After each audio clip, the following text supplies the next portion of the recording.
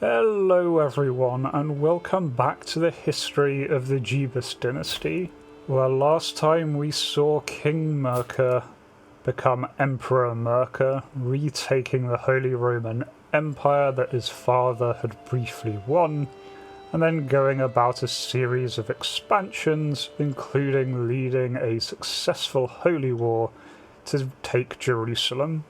Emperor Merca's brief but fruitful reign we will follow now with the story of Emperor Kandy, who ascended to the throne in 1277 at the age of 43. Now, Kandy was, by all accounts, an incredibly remarkable man. A genius, comely, and hale, he was truly genetically gifted. He's also known for being zealous, calm, and content, very much desired traits for a Catholic nobleman. He's also a great diplomat, being known as the Grey Eminence. He also had an eventful life, taking part in a crusade, being a well-known diplomat and an aspiring blade master. Certainly his reign seemed promising, but he had a lot to live up to, living in the shadow of his famed father and grandfather. Now, it was Kandy's birth that had given rise to the sense that the Jebus dynasty had an incredibly strong bloodline, forever being associated with vigour, beauty, and intellect.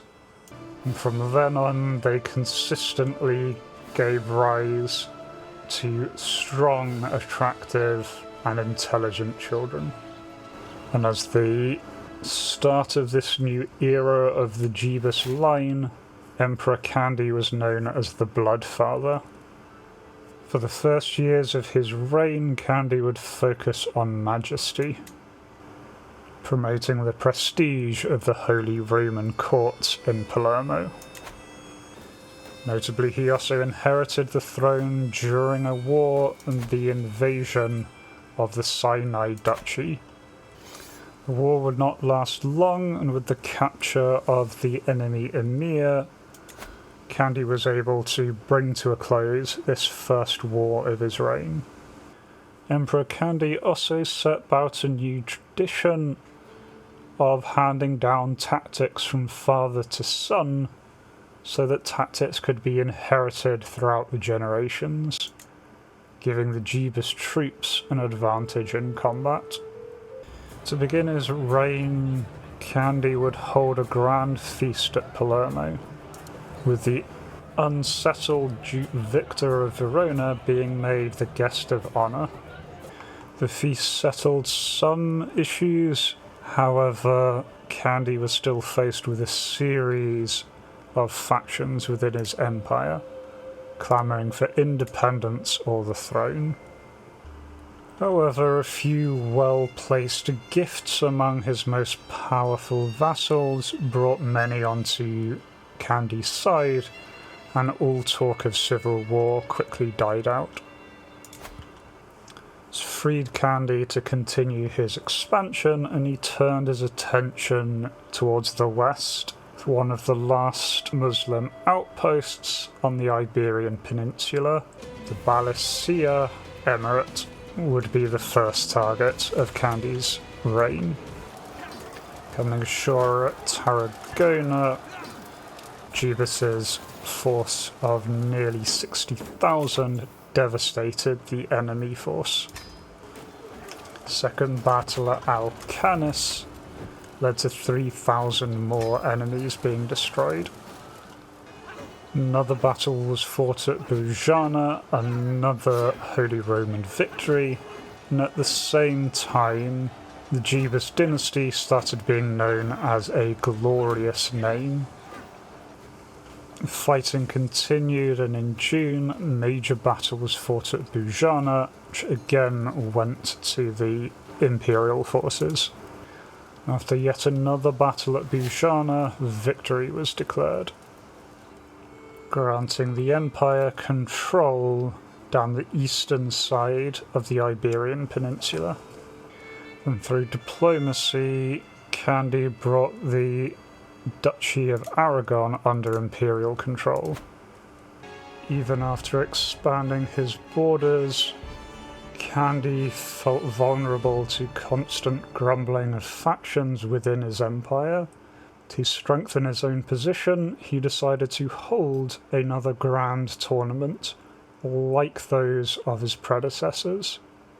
First contest was the recital, and in that recital, Kandy placed first, imitating the success of his father. Next came the board game contest. In the first round, Kandy won, with his opponent Abdul Qadir sending the pieces flying in a fit of rage. And then in the semi-final, Kandy beat the low-born Daniel, qualifying for the final. Here he would face Aktula, and once again Kandy would win, taking home another grand prize. Third contest was the duel, and once again Kandy faced the low-born Daniel. The first round went to Kandy, who would face Wali Abdul Qadir in the semi-final. And victory here put Kandy through to the final, where he would face the Byzantine Count Akakios. And for the third time that tournament, Kandy placed first. Next was the horse race. Riding for Emperor Kandy would be Dafaryu, one of his acclaimed knights.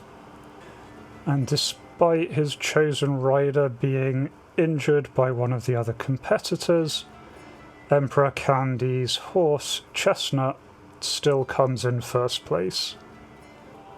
And finally, the culmination of the tournament arrived as tradition with a joust. In the first round, Kandy unseated his opponent, Simeon, going through to the semi-finals. There he would face Ichabos, who chose to challenge Kandy to the first round on foot. Kandy, being comfortable on and off of the horse, happily obliged, and Kandy won, allowing them to take their horses, with Kandy already having the lead.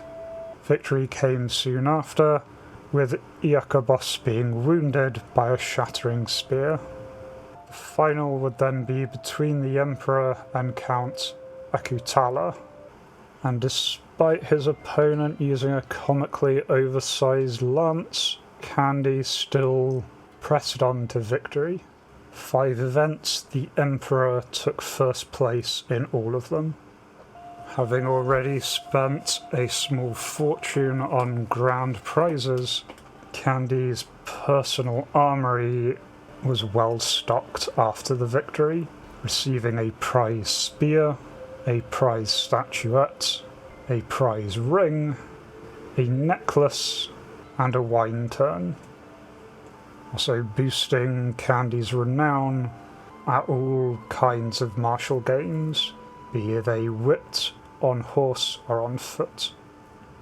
And to help organise his kingdom, Kandy then turned to grouping together some of his more disparate regions under a series of new kingdoms, creating the Kingdom of Germany, which he granted to Duke Eggard II, as well as the Kingdom of Frisia in the north, granted to the infant Duchess Ortholandis. And this was enough to ship many of his troublesome vassals off under the command of others. This allowed Kandy to return his focus to expanding his realm, and once again his eyes turned west, declaring war to forcibly vassalize the Emir of Talatuya. First battle of the war was fought at Tyrell, with a large portion of the enemy army isolated, and it was soundly destroyed. as was another band in Millennia. During the fighting, another son was born to Candy, this child a genius and comely, and would be called Flame. Another battle at Inestea was another victory for the invading forces, and at Alcazar, a large reinforcing army from Caliph Hazam was isolated and routed. However, disaster struck at the Battle of Uklish, in which the invading forces were devastated. The situation was rectified at the Battle of Albacrete, in which 10,000 of the enemy were destroyed. Further 2,000 at nearby Battle of Alcaraz. Yet another defeat was handed at the Battle of Al-Urkatab, the war starting to become desperate, as much of the Iberian Peninsula had allied against the invasion. During the fighting, Candy was given the nickname the Garlic King from a mocking children's nursery rhyme. The war continued with the bloody battles at Utralis, in which 2 major victories were won for the Imperial forces. Another great victory was won at Alcaraz and at Anastasia. And finally, after the enemy capital was taken in a siege, victory could finally be declared. War had been long and bloody and had taken a major toll on the Imperial forces, but significantly expanded control into the Iberian Peninsula. Following the fighting, Candy usurped the Kingdom of Romagna from the Pope himself, then granted the kingdom to Duke Livo, a loyal vassal. Same time, he created the Kingdom of Naples, once again granting this to a loyal vassal. His goals during this was to gain direct claims on papal lands. While his armies were still recovering from the massive loss of life in the previous war, the Duke of Orleans, along with the independence faction, declared a civil war. Great Holy Roman Empire broke up into bloodshed. Candy called his allies to war, and they prepared for the coming battles. Catching the enemy army off guard at Muret, the Imperial forces were able to inflict heavy losses on the rebels. Continued victories in southern France continued to favour the imperialist cause, and the rebel ringleader, Duke Bocard, was excommunicated in 1287. During a series of bitter diplomatic exchanges, a house feud was declared between the Jebus dynasty and the Yayid dynasty, Malik Mabub becoming bitter at Candy's encroachment on the Iberian Peninsula. Fighting then moved into the north of France. At the Battle of Auxerre, 55,000 Imperial troops faced down 40,000 rebels. It was a closely fought battle, but the Imperial forces held the field. Turning on the offensive, Imperial forces stormed the rebel leader's capital at Orléans. As these sieges pushed home their advantage, the rebels were forced to surrender in 1288. The ringleader, Duke Bocard, was imprisoned. And it was this point, after putting down such a large rebellion, that Candy was known as a living legend. Punishment for his crimes, Duke Bocard was stripped of the Duchy of Orléans. So at this point that Candy made an interesting decision. Seeing promise in young Prince Flame, he designated the 6-year-old as his heir. feeling that he could have greater influence over the young child than his eldest prince Pandon, who had been out of court for most of his life. To blunt the sting from his firstborn son, Pandon was granted the newly seized Principality of Orleans. First blood was then soon spilled. Distant relation to Candida Jebus was murdered by his rival, Malik. At great expense, the young flame was put into university. And then while his armies were still recuperating, there was one last minor war Emperor Candy had in mind, securing the grand city of Veneto. The war was very one-sided, 50,000 troops coming ashore and wiping out 1/10 of their number of Venetian defenders. Jebus then taking control of Venice. Seeking retribution against those who rose against him, Candy decided to strip the ringleaders of their duchy titles and grant them to various unlanded members of the Jebus dynasty. But that is where we leave today's story of the adventures of King Mirka. He had started his plan to expand westwards, had put down a major rebellion, and had restructured his empire.